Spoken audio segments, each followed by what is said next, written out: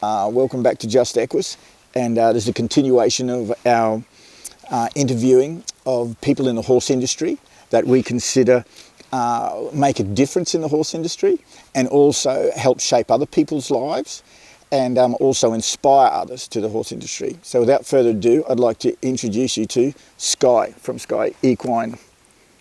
Silver Skye Equine. Silver Skye Equine. Yes. So yes, I really appreciate this opportunity. I really can't thank you enough. Oh, it's a pleasure. It's a pleasure. So let's just start back at the beginning when Skye was a young girl. And can you let our audience know where you started from, what was your interest, and how did it develop? Yeah, for sure. Well, I was one of those really lucky kids that I got a pony before I could even walk. My mum's just as horse mad as what I am, and unfortunately, Dad just sort of had to be roped into it all.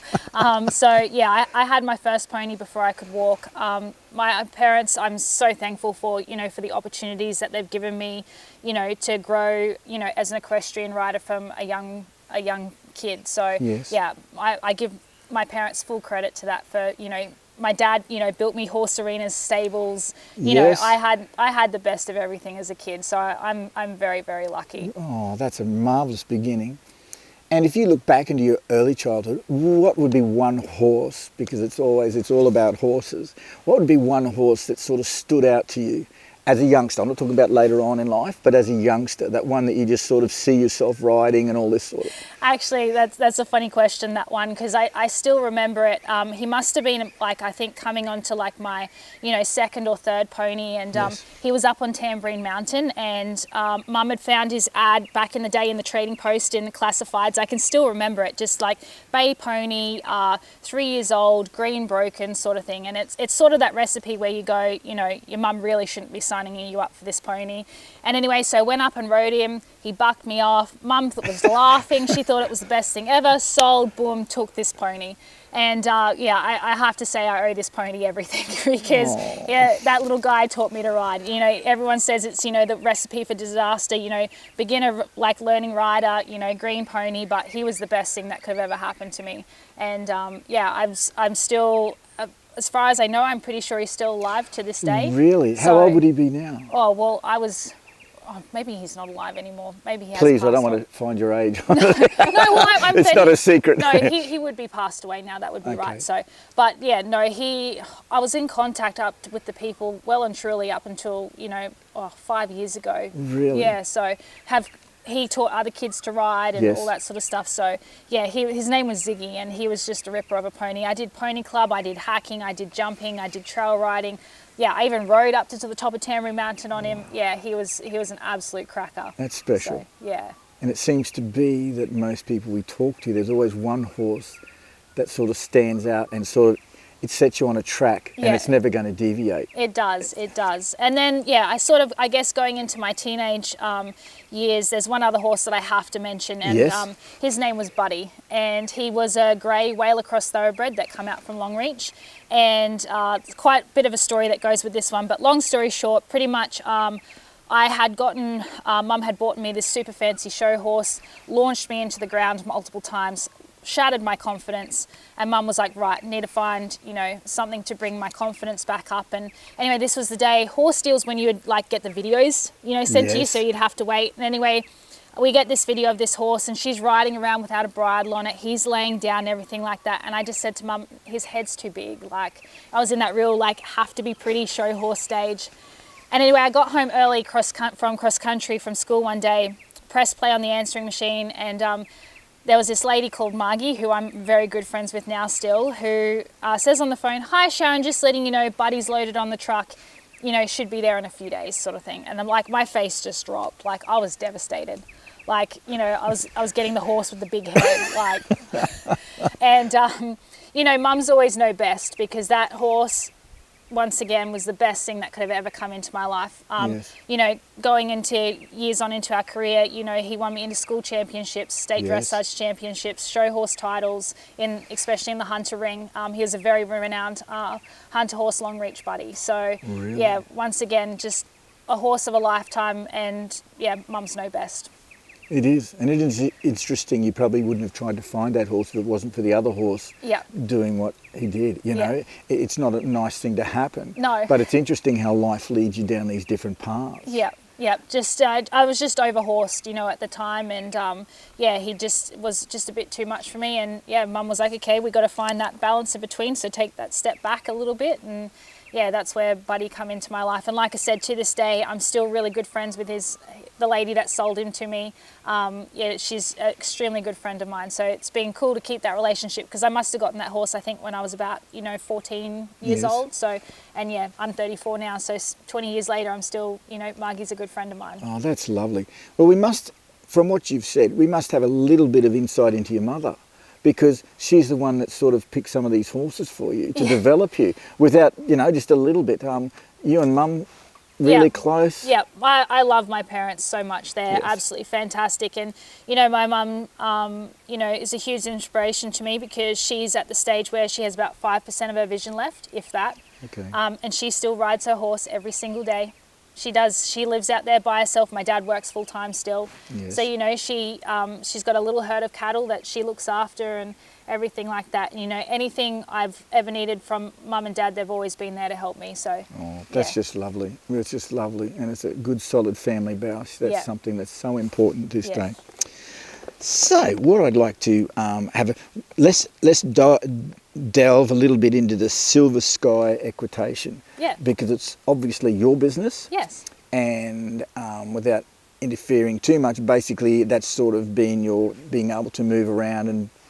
Yeah, like I'm so lucky, since moving back from the States in at the end of 2018, been really lucky to, work for myself, and I've managed to build a really good clientele.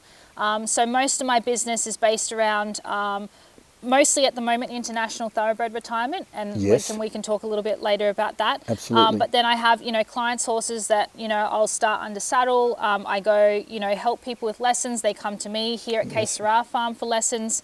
I travel to ride a couple of horses. And I do anything, like from float loading to, starting horses to problem solving, re-educating, as people come to me for liberty lessons.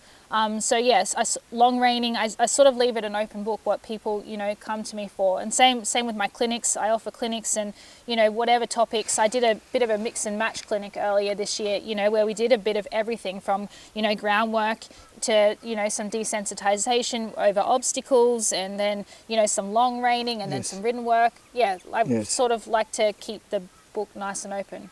That's wonderful. So when you're doing that sort of thing, you can be very honest. You can say, you don't really work on the horses, do you? It's the people. Yeah.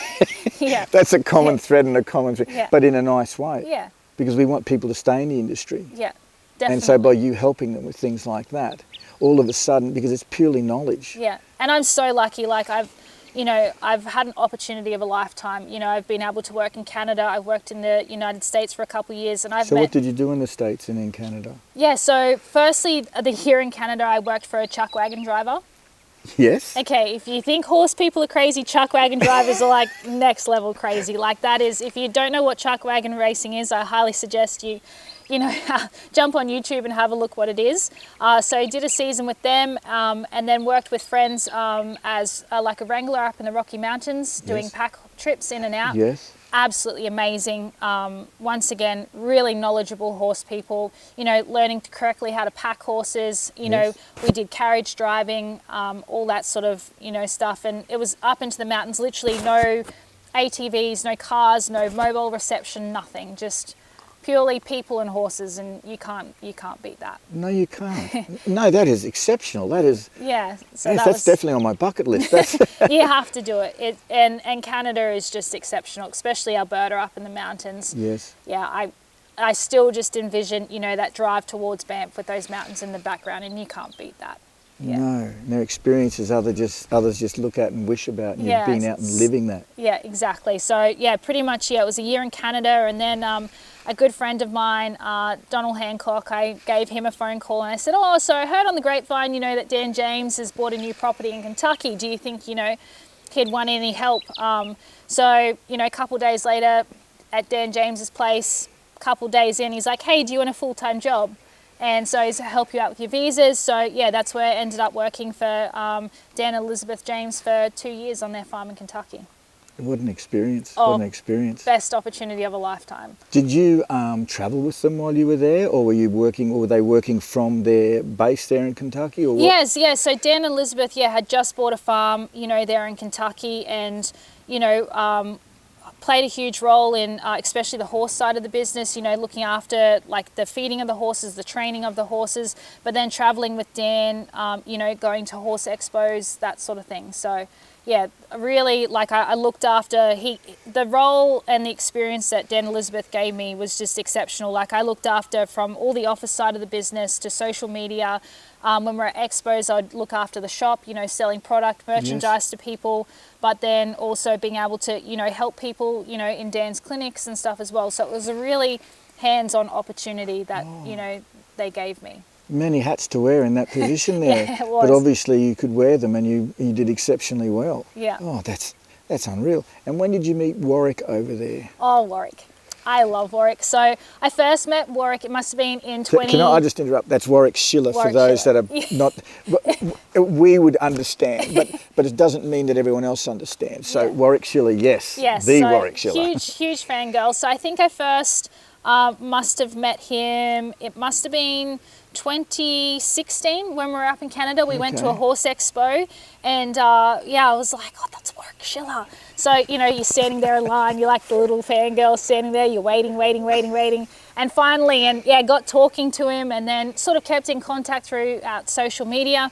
And then obviously while at the various expos we got to, kept meeting up with Warwick, and then he actually based himself there in 2018 leading up to the World Equestrian Games, along with Brett Parbury as well. So you can only imagine me, Dan James, Warwick Schiller and Brett Parbury all in the same place. It was just sensational. So yeah, Warwick, and then once I moved back to Australia in 2019, he did a Warwick Schiller clinic out of my place as well. So, he plays a huge role model to me as well. Oh, you must have a few people like that in your life, but they're little saying, all birds of the same feather all flock together. Yes. So exactly. you've been able to, by no one else's help, but your own help, by putting yourself in these positions to help you aspire and learn from these great people. Yeah, no, I've been very lucky, and another huge credit goes to Dan and Pia Steers as well. Yes. So the other half of Double Dan. Yes. Dan and Pia, take me under their wing whenever I, come. I'm like, I just, I need some help with this, or can I come get a bit of a tune-up with this, or, hey, Dan, I need a place to stay for Stock Horse Nationals, so yeah, they're exceptional. So I owe a lot to them as well, and Pia's like one of those females in the industry that is just so versatile. Like, she's a vet, so being able to have that, hands-on, helped her out with, eye removal surgery, like, really? That sort of stuff, like it. And then she's obviously huge into breeding program as well. So, learning about that side, how to read an ultrasound, it's just epic. So I've got this, people around me that are just sensational, and I'm so lucky to have them.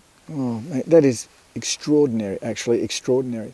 Now, another one of your interests, I have to refer to my little notes here, is the International Thoroughbred Retirement Program. Yes. It's either a program or a scheme, I'm not too sure. Yeah. But can you explain that to our people? Because I really believe the thoroughbred industry, they're making an effort to do these things, and some people that are sceptical may not understand or how it goes on. So can you... Yeah, definitely. So off the track thoroughbreds have played a huge role in my life over the years. I've bought them off the track, put some work into them, moved them on.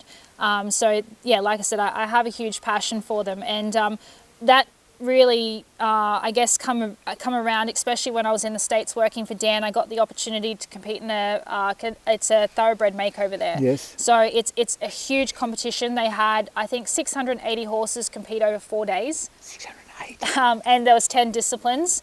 And so the two disciplines that I chose to compete in were dressage and freestyle. Yes. So I was really lucky. Once again, horse of a lifetime. It was grey. My good old Brumby. So he took out the dressage championship and got 4th in the freestyle. So that was a pretty huge achievement for him, because he was just the coolest horse. You probably won't like to say, but where did that place you by getting 1st and 4th? Or or it's not really a competition? Yeah, like so like I guess I won the overall. So we had Yes, to do. that's right. So he was the overall dressage champion. So we Yes. had to do like a three sort of. It was 2 rounds. So the first round was one compulsory dressage test, and you could make up your own freestyle test, and then to go into the final, you then just had to do another freestyle one. This is my red. He's beautiful. He's literally my world. There's not many people that doesn't know who Reddington is. Oh, he's gorgeous. So, and so yeah, that's where, you know, I guess I got a bit of my name, you know, in the industry for, you know, re-educating off the tracks, that sort of stuff. So that's where Amy Taylor actually saw, who's the founder of International Thoroughbred Retirement, saw an article in Horse Deals of not long after I returned from Australia about my experience with this thoroughbred makeover in the States. So she sort of approached me to be a retrainer. And so since 2019, I've been part of her program. And we bring back horses that are mostly Australian bred. There are some different ones that, you know, that come from France and Ireland as well, that end up back here in Australia, but most of them Australian bred racehorses. And yeah, we bring them back here and we put them through usually around a 6-week re-education program, and then they actually go up for a free adoption. Okay, that's which lovely. is, you know, sensational, because, you know, the people get to know everything about the horses, you know, from the vet history, you know, from my experience, you know, through the, you know, my time with them, and we literally try and find the best, you know, suiting home for the people. So does the thoroughbred organisation or the racing industry, do they help with like it costs money to feed your horses and all so these sorts of the stuff? Hong Kong Jockey Club and the owners of these horses are what help fund the program. That's wonderful. Yeah. That's wonderful. Yeah. And do you have other people helping you? I'm not saying you don't need help with them, but just saying, are you just doing one horse at a time? Are you taking on 5 at a time? Yeah, so I usually, it can range. So mostly it's usually between, you know, roughly about 6 at a time, you know, that I've got going. But yeah, sometimes it can go down to 4 because we rehome some, and then there's been times where, you know, I was up to, and not that I had all of them in work, but I think I had 14 at the time. Some of them were just spelling with me. But now Amy's got her property set up in Kyogle, you know, where she can actually do the spelling side of it when they arrive from Hong Kong. Red, can you stop growling, buddy? Come here. He's looking after Eva.